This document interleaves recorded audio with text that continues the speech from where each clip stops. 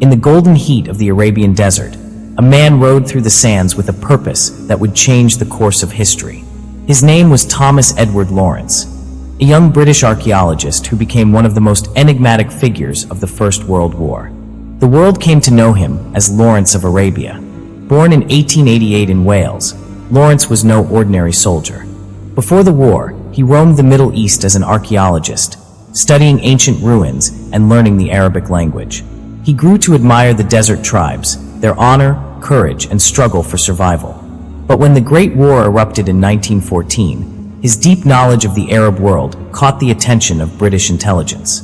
Soon, Lawrence was sent to Cairo, not as a scholar, but as a spy.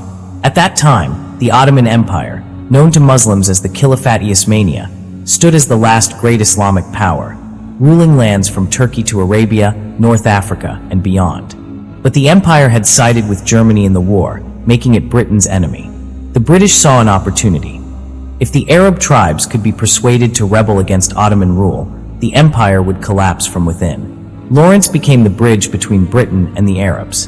Fluent in their language, he dressed as one of them and lived among them, winning the trust of tribal leaders like Sharif Hussein of Mecca and his son Faisal. He promised them independence, a great Arab kingdom that would rise from the ashes of Ottoman control.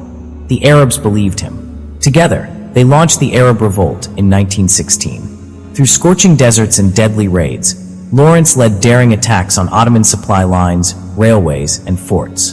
His most famous triumph came with the capture of Aqaba, a port city once thought impossible to seize.